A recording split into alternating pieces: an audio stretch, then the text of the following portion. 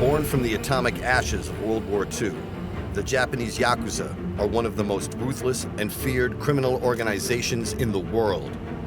They claim to be able to trace their roots back to the time of the samurai, but today are involved in drugs, extortion, gambling, and prostitution.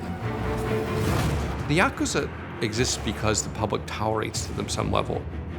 The Japanese have this word boryokudan, which means violence group. Violence is a crucial part of our presence. Make no mistake, the Yakuza will kill people. The Yakuza are known to be a very violent organization with a history of brutal attacks, beatings, and killings. Their image is of these noble outlaws that uphold a code of ethics that don't bother the ordinary Japanese person, but if you're in their way or you're not paying the protection money, then you do get killed.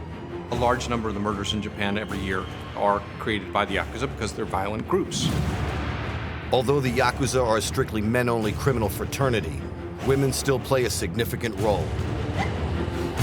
I don't understand why I exist in this world. People tell me you're filthy, disgusting, you should die. People are going to want drugs, they're going to want access to brothels, all the things that underworld gangs provide that, so-called straight society can't. There are still incidents now of traditional Yakuza grabbing someone from their street, kidnapping them, taking them somewhere, beating the crap out of them. That things happen all the time. The Yakuza places over the victim's head, oxygen deprivation, he passes out, he's revived, and then the fun starts again until the Yakuza get what they want. You're never going to stop crime. It's just a fantasy. The Yakuza will always be there.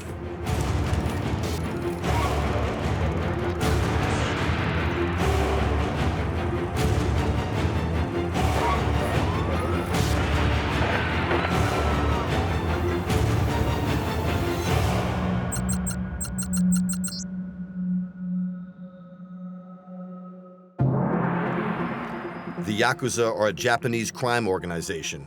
It's mysterious, secretive, and utterly ruthless, with a fearsome reputation around the world. It's said to be heavily involved in drugs, prostitution, and illegal gambling. Like the Mafia, the Yakuza insist on a ruthless code of silence.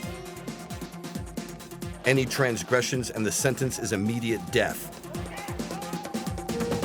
Its numbers are secret, but it's believed to have around 50,000 members today, with 21 different bosses, or Wayabun. The Yakuza are criminals. They engage in extortion, blackmail, fraud, prostitution, gambling. But almost every Yakuza group has a set of rules, a code of ethics, that prohibit robbing, burglary, sexual assault. And that means that they don't contribute to street crime. And because they don't contribute to street crime, that means if you're walking around this area, you don't feel unsafe, you don't feel like you're gonna get mugged by the Yakuza. The stereotype is these people who are gaudily dressed and with sunglasses and running around and looking like people you see in movies or TV shows. That's generally not the case. A lot of these guys are dressed just as regular businessmen. Decent suit, a white shirt. They will use violence against you unless you comply with their demands. The Yakuza, they just had this look, they had this edge about them. Maybe they'd be a little scar over the eyebrow or this kind of swagger or glare. You knew who they were. It's generally believed that modern-day Yakuza gangs were formed in Japan at the end of the Second World War, after Hiroshima and Nagasaki had been destroyed by atomic bombs. After the war, when Japan lost, Tokyo was, for example, was devastated. Half the city was just leveled. You had all these people coming back from the war, and there was no work for them. People were starving to death, and the only thing that kept them in business was the black market. So people naturally gravitated towards crime.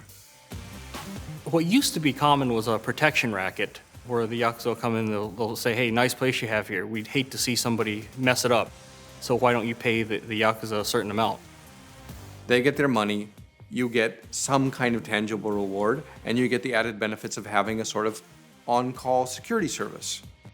In the old days, that wasn't a bad deal. But who actually runs the Yakuza today? Its 50,000 members are said to be run by a small star chamber of ruling bosses, known as the Yabun. And there are 21 different Yakuza organizations, and each one has a sort of different structure, but basically they're all pyramid. And they're structured as a kind of all-male family. There are no females in the Yakuza, not many females with any power. So you have at the top of each part of the pyramid, the Oyabun, that is the father figure. Under him are the oldest brother and all the other children. Depending upon where you are in the Yakuza group, you pledge allegiance to the Oyabun, or you pledge allegiance to the older brother. There are also brother-brother ties within the organization. It's very fraternal, it's very patriarchal, and it is meant to be a family kind of structure. Everybody starts on the bottom, they work their way up. They can start as early as teenagers. First, they're loose associates, and they earn their positions, and they give them positions of more responsibility as they perform better. And now, as far as performance, that means money. See, a Yakuza must pay dues to his organization to belong. Those who cannot produce a profit are usually shown the door. Authority is absolute from the top down. You're never supposed to speak back to your elders or dispute your boss. There's this famous Yakuza saying, which is, if the Oyabun says the passing crow is white, it's white. The Yakuza would often say, we're not like the Mafia. We have a certain code of honor. We have loyalty to the bosses. We don't bother the average person in the street. We provide services for society. We keep the crazies and psychos off the street. There's a certain truth to this, but at the same time, these guys are also criminals, and there's some really nasty people, and they do some horrible things. Their image is of these noble outlaws that uphold a code of ethics that don't bother the ordinary Japanese person, but if you're in their way, or you're not paying the protection money, then you do get killed. A large number of the murders in Japan every year are created by the Yakuza because they're violent groups. But how powerful is the Yakuza in Japanese society today? American journalist Jake Adelstein is one of the world's leading authorities on their activities and history. He has spent years investigating the Yakuza and has received several death threats. His book on his exploits, Tokyo Vice, has become a bestseller. From 1999 to 2000, this was my area. I was on the police beat. This area was wonderfully sleazy when I first started. In the 90s, you would have touts on the street, scantily clad women, incredibly brazen advertisements for the various sexual services out here. It was insane. This will take us past what used to be the meeting place for all the local thugs. The Furin Kaikan is famous. There was a time, like in the 90s, when you would go into the Furin Kaikan and see an incredible assemblage of thugs and people with tattoos and missing fingers and things. Are Yakuza very visible here? Or? I wouldn't use the word, the Y word here, because it makes people nervous. Some Yakuza are very smart and charming, very sophisticated. There are all sorts of levels. There are guys you'll see who wear, Brioni suits, speak English. But on the other end, there are guys that can't get a good job anywhere, just troublemakers, but they have muscle, and so they join gangs. And the gangs use that muscle when necessary, like collecting loans. This on your right, coming up, is the Shinjuku police box. This is the most busy police box in any place in Japan. You can see the police car over there. The police have a strange relationship with the Yakuza in many cases. Many times, these guys grew up together as kids. Some end up as police officers, some end up as Yakuza. But they know each other. They're in constant contact with the Yakuza. They're often exchanging information as well to better society, as they both believe. For example, if there's a case where there's a murder, it happened on Yakuza turf, the police want to know about it, the Yakuza will generally cooperate with something like that because they don't want that kind of petty crime or bad stuff in their turf either. At the same time, unfortunately, every police force out there has some dirty cops. In the past, some police officers have been arrested for passing information that they should not have to Yakuza friends. And sometimes the police are in debt to Yakuza due to their patronage of illegal Yakuza gambling establishments, for example. And then they're extorted to provide information about the rival gang members or on police operations. When someone gets killed in Japan and it's a homicide, it's a big deal and it's national news. The police have to set up a special investigative division to take care of a murder because it's a serious crime. To catch a killer before he kills again. A huge operation to track down the person responsible for at least one death, and perhaps more. It's sort of a mutual agreement that there are certain areas that the cops will enforce, and there are certain areas that they'd rather have the Yakuza enforce. They will defend their own turf. They will not tolerate petty crimes in their area that gives their businesses or the businesses that are under protection any kind of negative effects. See these guys all over here on your right? That's the aura of mob. I mean, you're seeing a lot of black cars and black Mercedes here and guys sort of hovering around. There's definitely something going on. You can probably safely assume that they are local yucks. This is a nerve-wracking place. This isn't a place you go to relax. The competition is fierce here. Every gang has its own little fiefdom here, and you don't want to step on somebody's shoes. You have this really ugly, violent side. People who wind up in Yakuza organizations are people who can't function. They have violent tempers and they can't control them, so they have to join an organization where the boss is so powerful that he can, control them. We're going to stop here, but we're kind of in an area that's still really controlled by numerous factions of the Yakuza, and they really don't like being photographed. Also, the police are very concerned about projecting the right image of this area, so we may get stopped, and we may be asked not to film, and people may be angry with us, but we'll go ahead and take that chance. The Japanese Yakuza is one of the most infamous and feared criminal organizations in the world. It's said to be secretive and utterly ruthless, with a fearsome reputation. It's said to be heavily involved in drugs, prostitution, and illegal gambling. But how powerful is the Yakuza in Japanese society today? American journalist Jake Adelstein is one of the world's leading authorities on them. He spent years investigating the Yakuza and has received several death threats. This is Kabukicho, the heart of Shinjuku, like Japan's oldest red light district. You can get anything you want here, booze, weird fetish outfits. You can also get ripped off and have your life savings stripped from you if you go to the wrong bar. If a tourist is just there in Shinjuku to enjoy the sights, drink in a few bars, eat at some restaurants, generally they will not encounter the Yakuza. Well, the Yakuza will come out when it's time to defend their turf, or sometimes they'll be out as a show of force, patrol the area. I've had threats from one individual and his men. I've had angry words exchanged with 2 or 3 Yakuza over the years. But I mean, that's kind of how they are, right? They make threats, they yell at you, they say they're gonna kill you. It's kind of like how you and I would say good morning to each other. If they really want to kill you, they're not gonna threaten you, they'll just do it. Like the Mafia, the Yakuza insist on a ruthless code of silence. Hiroki Allen is a security consultant who has worked with many of the world's leading governments, advising them on combating the Yakuza.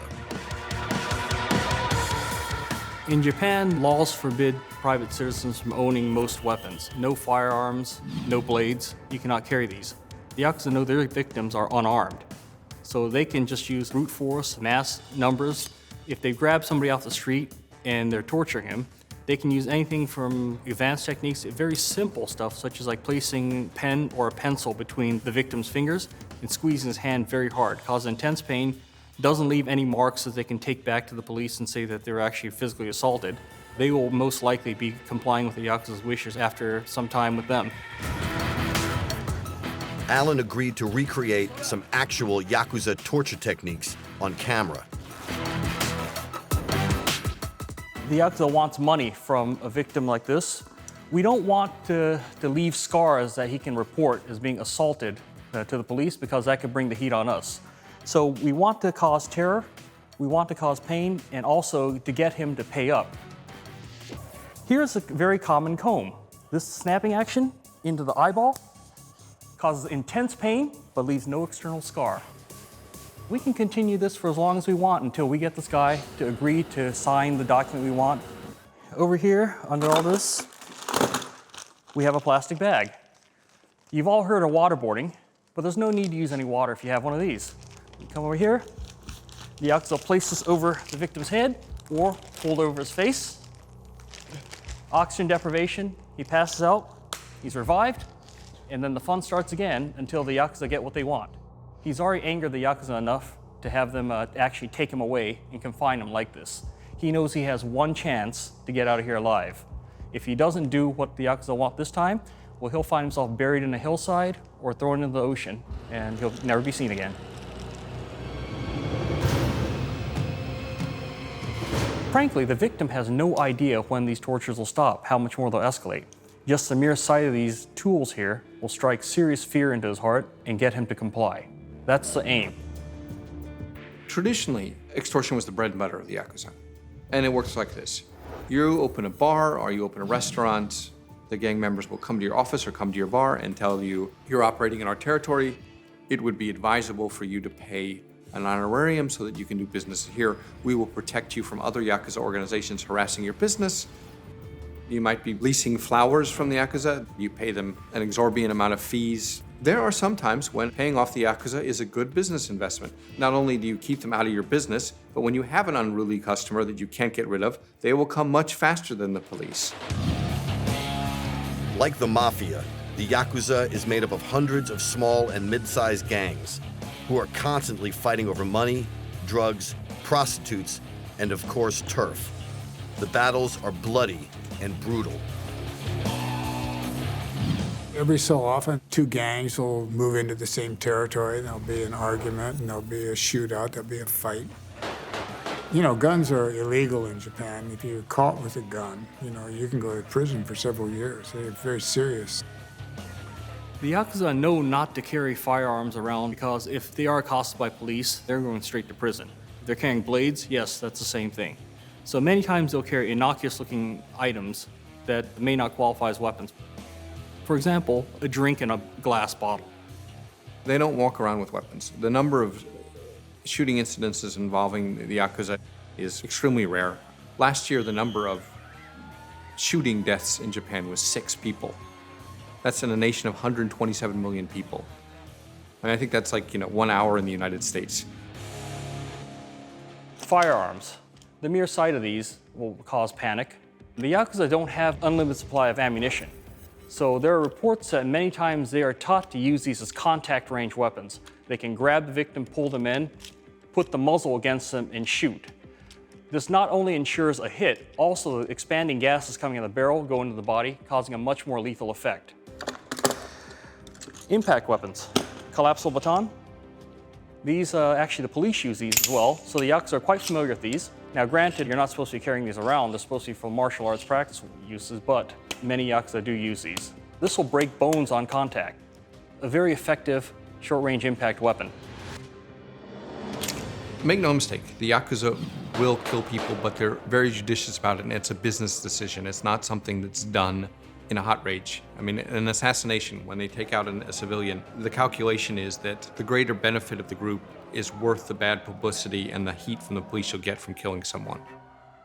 And sometimes they kill someone and stage it as a suicide. Everyone knows that they were probably whacked, but they don't want the police to crack down on them. They don't want any other people to go to jail. And the message still gets across. The Yakuza really had become involved in all aspects of society, from narcotics business, prostitution, gambling, protection, on up the scale through real estate, the stock market, and construction and legitimate businesses. The Japanese Yakuza and the police had quite an intimate relationship. In the early days of the late 40s and early 50s, they had no power, and so they needed the support of the Yakuza to fight off this communist movement in Japan. But Yakuza and police, basically speaking, even today, come from the same culture. You either grew up to be a Yakuza or a policeman. The police would set up a judo hall, and they'd try to recruit the youths and teach them judo and make them sympathetic to the police cause. And then you'd have the Yakuza bosses who would, take them to baseball games and try to recruit them into the gangs. Or you had your choice of going one way or the other, but a lot of these people are boyhood friends, you know. And still, even today, you see them. They'll get together behind the scenes. And they need to keep the channels of communication open in order to control crime. One of the sure signs of someone being a member of the Yakuza is a missing little finger.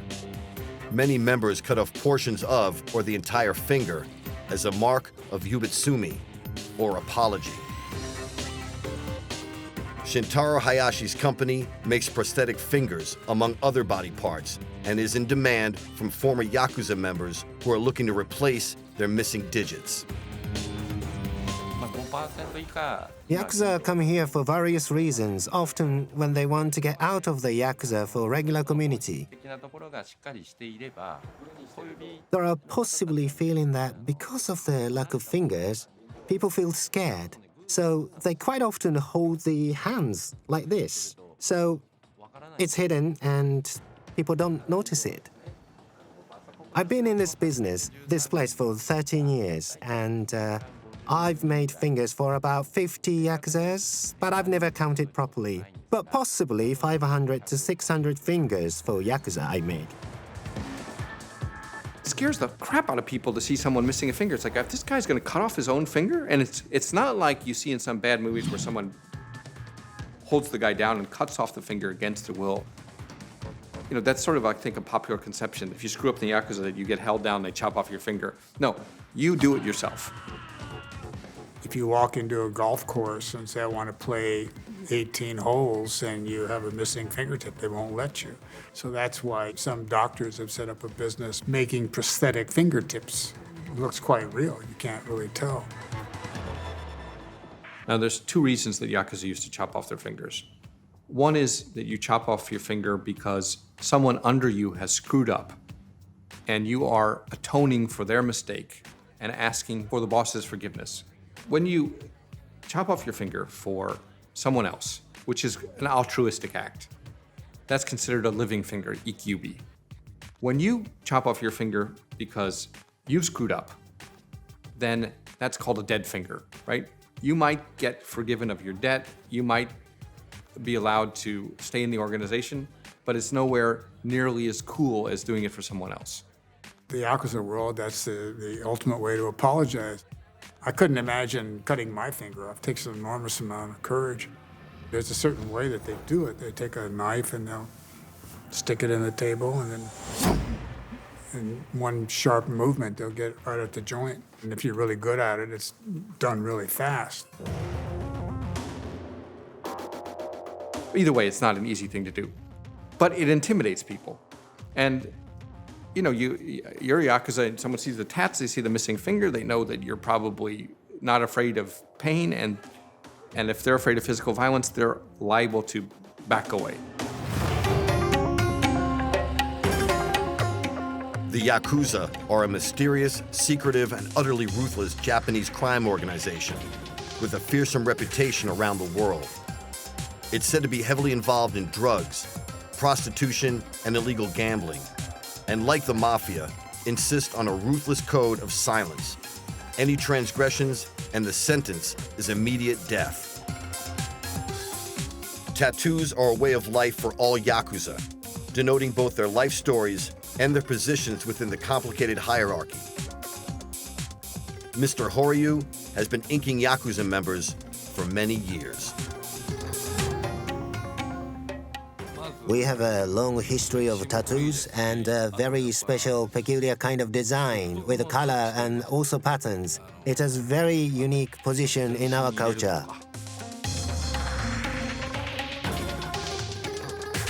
Traditionally, when you get tattooed, you were saying goodbye to the civilian life, because Japanese really discriminate against tattooed people. So you're sort of saying, to hell with being a normal person, I am dedicated to this organization. So that's one meaning. And often, young Yakuza would have the name of their organization tattooed on their body, sometimes even the name of their oyabun, their Yakuza father. That's corporate branding taken to the extreme, because once you have your organization tattooed on your body, it's very hard to change jobs or organizations. The tattoos are a sign that you belong to a certain gang. You have a certain design, a dragon on your back. It's a very painful process. It takes quite a while. It's another kind of rite of passage. Traditionally, the tattooing was done with blunt needles and literally gouging into the flesh so deeply that it destroys the epidermis. It's painful. There's a lot of blood. And by getting a tattoo, especially an ornate tattoo, you are showing the world that you are a tough guy. This is how much pain I can endure. And other Yakuza, seeing the depth of your tattoos and how finely colored it might be, are going to assess, wow, this is someone who can take a lot of pain. There are a lot of establishments that won't let Yakuza in. Public baths, golf courses, some restaurants, nightclubs will have signs out there that say no Boryokudan allowed, which is kind of ironic since in many of those cases they're owned by Boryokudan. Shoko Tendo is the daughter of a high-ranking Yakuza boss. She has seen the organization from the inside out, and she doesn't like it.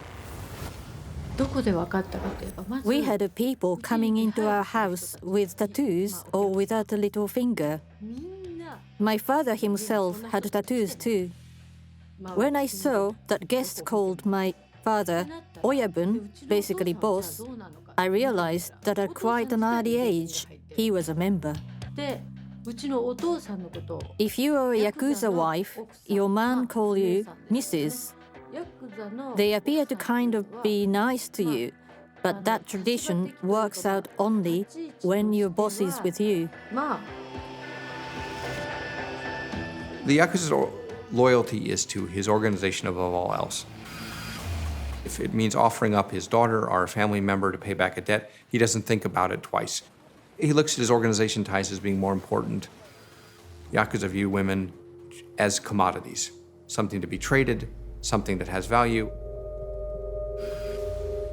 They don't look at them generally as human beings.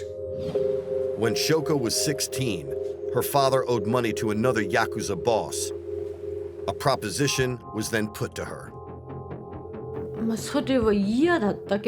If you want to pay off your father's debts, then you know what will be required.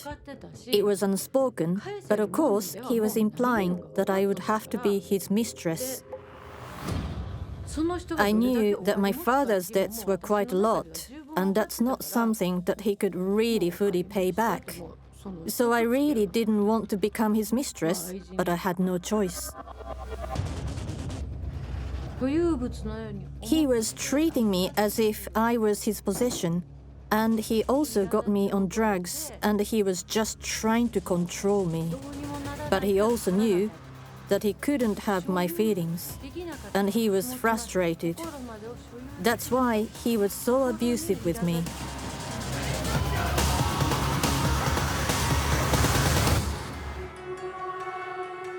I would never recommend becoming a mistress to the Yakuza. It's a terrible life. Now, you might have some Yakuza boyfriends that are decent human beings, but generally speaking, Yakuza use the women in their lives to make money. They're means to an end. Like many people connected to the Yakuza, Shoko felt the desire to have extensive tattoo work. I always wanted to have tattoos when I was little, because the people around me who treated me very viciously, like my father or his men, and they all had tattoos. And maybe my time is that over there, you know, the best time that we had. As a child, I was thinking for when I grow up that I'm going to have tattoos. I also thought, when I have tattoos, then I will be complete for the first time as a human being. In many ways, good and bad, the Yakuza society is a reflection of traditional Japanese values. First of all, it's incredibly misogynist and sexist. There are no female Yakuza. Japan has this word danson johi, respect the male and disrespect the female. And you certainly see that in Yakuza society where women are only seen as commodities, are at best somebody that helps support the big boss. The Yakuza are the infamous and all-powerful Japanese crime organization with a fearsome reputation around the world. It's said to be heavily involved in drugs, prostitution, and illegal gambling, and maintains a ruthless code of silence. Any transgressions, and the sentence is immediate death. It's believed to have around 50,000 members today and about 21 different bosses, or Wayabun. Yakuza members are notoriously media shy. They rarely give interviews and hate being filmed or photographed. However, we got one member to agree to talk to us, provided we don't reveal his identity in any way. We are regarded as a necessary unit of society. I'm in the middle rank. I have been in this business for nearly 20 years. We have our own belief or faith. If the seniors give us order, we do as much as possible and follow this order. Always the danger or a threat is being around day by day, and I sometimes just seek for the danger by myself, to step into it, to get it, but I do it. It's very hard to identify Yakuza on the street these days because there's pressure from the police, so they're being forced underground. The Yakuza have generally made a lot of money from extortion, prostitution, gambling, and they're also taking protection money from a lot of the businesses in the area. I think the current estimate of Yakuza numbers is close to 40,000. That's probably downplaying the number that are still in business, but the police have done a good job of driving lower-ranking members out of the business or into jail. It's now over a week since the head of an 11-year-old boy was found outside the gates of a junior high school in Kobe. The number of official Yakuza keeps going down, but crime keeps going up. Somebody's committing the crimes, and just take a wild guess, and I would say that these are former members of Yakuza groups that are working as freelance or working in a different capacity. It isn't easy to be a proper member. There are several years of being apprentice with a trainee kind of status, then to be recognized and to be received as a full member and go up the hierarchy. It's about doing a good job and business or to commit something, to go to the prison. Violence is a crucial part of our existence. We have to commit something and be imprisoned for that.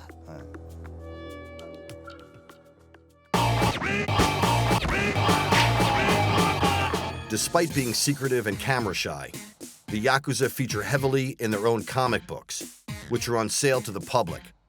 They depict their history, as well as news of recent events, arrests, and even deaths. So this is a Yakuza fanzine. It'll tell you what's happening in the industry, who's moving up, who's moving down. This is a picture of the Inagawa Kai. Notice they're all in their traditional Japanese dress. Everyone knows the head of the Yamaguchi-gumi. It's not like these people are unknown. So if you look at the table of contents here, there's interviews with members of the Inagawa Kai. There are letters from people in prison. There's a quick roundup of who's been arrested. So you can see if your buddy's in jail or not, or when he might be getting out. It must appear as kind of insane, right? This magazine itself has 221 pages. Imagine going to the bookstore in the United States and buying, Crips Monthly, which would give you, 200 pages of what's happening with the Crips. People who are reading this stuff are the same people that read historical novels in Japan. I mean, it's your middle-class, white-collar salaryman, or maybe blue-collar guys as well. They're reading it and they're thinking about a time when if you had guts and brains and daring, you could be a successful gang boss and that people would admire you. Manabu Miyazaki is a writer who's long been a figure connected with the Yakuza. He has always denied being a member, but the rumors persist, and he's become what he calls a freelance Yakuza in Japan. He explains the importance of the sake ceremony within Yakuza circles. Because the Yakuza is a kind of imaginary family, ceremonies are very important for the Yakuza. Because doing this ceremony establishes the relationships of the person. to not ever be betrayed. So in a way, he cannot get away from the Yakuza community. For that reason, they spend a lot of money to conduct the ceremonies. And have the sake confirms the relations. And make a strong pledge. Miyazaki explains that when you're in or associated with the Yakuza, it's a dark, dangerous business where you always have to be watching over your shoulder. To illustrate the point, Miyazaki himself was shot in a gangland attack in 1986. I went to the restaurant, dinner with all my friends, just having a meal and some negotiations. Then the hitman came in and shot me. One of the bullets hit my body. When I was shot, I just felt hot. Not much pain, actually. Then it gradually came. These last 30 years have always been tense. I cannot be relaxed at any moment. You have to stay alert to stay alive. So when gang war escalates, it can really escalate into a bloody mess. But the Yakuza exists because the public tolerates to them some level. So when you start having shootouts in the streets and innocent people get killed, that results in stronger laws, police crackdowns, lots of arrests. So it's bad business to have a gang war. And as the Yakuza become more financially savvy and laws in Japan have changed to make it so that the top dogs can be sued for any crime committed by the lower level Yakuza things, they're less prone to use violence because it's costly. Many times the Yakuza will use an indirect approach to get their message across. So instead of attacking the actual principal, they'll attack a close family member, someone who means a lot to them, to send a message. Now, to get to this level, they've most likely warned verbally or maybe in a written way. If they don't follow the arguments, then they put the Yakuza into a position where they must defend their turf. And this is where the violent acts may occur. You know, they'll start out with a midnight knock on the door. You know, we've come to collect our money. They'll just scare the bejesus out of you. They'll start calling you in the middle of the night. They could beat you up. They could kill you. They could, you know, make your daughter come work for one of their nightclubs or the houses of one of their brothels. In an extreme case, in the past, the Yakuza have found people who will not comply with their wishes. So in order to make an example out of them, they'll send guys out to grab them, put them in a car, take them to a remote location, and torture and kill them. The Yakuza are the biggest and most powerful Japanese crime organization. They are extremely secretive and utterly ruthless, with a fearsome reputation around the world. They are said to be heavily involved in drugs, prostitution, and illegal gambling. And like the Mafia, the Yakuza insist on a ruthless code of silence. Any transgressions, and you die. It's believed to have around 50,000 members today, and about 21 different bosses are Wayabun. The Yakuza has dominated the Japanese media for most of the 20th century. But what does the future hold for this mysterious organization?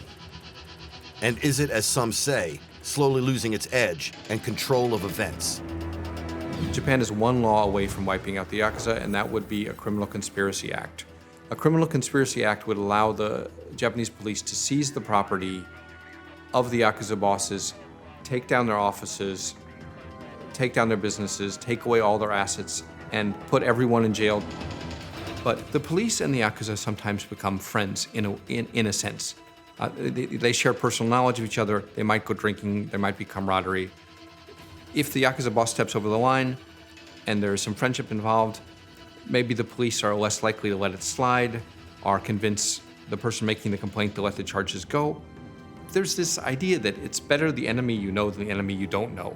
Because everyone would like to deal with someone that is reasonable, that they know better, rather than someone they don't know at all. The Japanese police have instituted a number of anti-gang laws in the past 20 years, and most recently, there's a pretty intensive crackdown in which you can't do business with any individuals associated with organized crime. Any member of a gang cannot hold a bank account any longer. That's pretty serious stuff. I think that's part of that, I think, is the influence of the United States, because they see the U.S. government cracking down on the gangs, that the police feel they need to do something more or something at the same time. Japan only needs to do three things to get rid of the Yakuza. They need a criminal conspiracy law, they need to allow plea bargaining, they need to allow undercover investigations. They won't do it for a few reasons. One is, this administration has so many Yakuza ties that trying to get rid of the Yakuza can only be bad news for them. Also, they need the Yakuza to run the nuclear power plants. No one wants to do those jobs, and the only people that are managed to find labor that will do the jobs is the Yakuza. The shame of Yakuza we have nowadays is lost. Of course, there will be always different forms, and they will go underground, and those groups always remain in any age. But what we call Yakuza now are antisocial groups.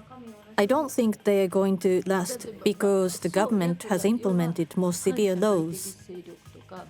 If a normal person does something, they say fine. If you're a Yakuza, then they start taking the person more seriously than the other person. And they treat the Yakuza not really like humans, so they cannot survive. The police crackdown on the Yakuza has been widespread and extensive over the last few years, with a number of bosses and foot soldiers arrested and sent to jail. After years of holding the country in the grip of its power, it does seem as if the Yakuza's iron fist is loosening a little. In many ways, Japanese society is now embarrassed by the images of the old crime bosses and their obedient thugs with tattoos and missing fingers, just as the influence of the Mafia has sharply declined in the United States. It's just not that cool to be in the Yakuza anymore. The mystique and dark appeal has faded in recent years, and yet to many, these ruthless underground gangs remain a potent force in Japanese society, suppliers of drugs, loans, and prostitutes. And the success of the Yakuza comic books proves that to those in that world, and to those who want to be part of it, their mix of violence, sex, gambling, and drugs is as alluring as ever. Japan doesn't want to have this sort of spectacle of semi-public organized crime groups that no other country has. You know, what other country has Yakuza fanzines? You can't go to England or Australia and buy Mafia monthly. So when you have organized crime members existing in public and with impunity, it makes Japan look bad. The Yakuza will always be there, whether they're as members of formally organized groups or in some other form. I mean, there'll always be criminals in every society. To catch a killer before he kills again. A huge operation to track down the person responsible for at least one death. They provide a service. They answer needs of society that other institutions can't provide. People are always going to need somebody, say, to collect a loan that nobody wants to pay. People are going to want drugs. They're going to want access to brothels. All the things that underworld gangs provide that, so-called straight society can't. The Yakuza would like to survive because they don't know any better. I mean, you take a guy who's in his 30s or 40s, who's tattooed, he's missing a finger, what the hell is he going to do in Japan? The number of Yakuza that are successfully integrated into society after leaving the Yakuza are less than 10%. The number of successful cases that the police can claim of reforming Yakuza is abysmally low. And that's going to be a real problem for Japan. Technically, they've reduced the numbers by half of what they were 4 or 5 years ago. But where are these Yakuza going? What will they do? When they get out of prison, what jobs will they find? And with no discipline and no organization to go to, they'll probably turn to violent crime because that's all they know. You're never going to stop crime. It's just a fantasy. Always be there. The Yakuza will always be there. Despite constant media speculation about their future, the Yakuza remain a dominant force in Japan today. According to police estimates, the number of members is said to be half of what it was. But make no mistake, it still has a very real presence in cities like Tokyo and Kyoto. And it still has its fingers in all types of crime: extortion, gambling, and prostitution. But as the Japanese government cracks down on them, many former Yakuza members released from jail find it hard to live a straight life, often returning to crime. The Yakuza have a long, dark, and violent history, and like the Mafia in the United States, are ingrained in the very fabric of society. Their numbers and popularity might be declining, but they're not done yet.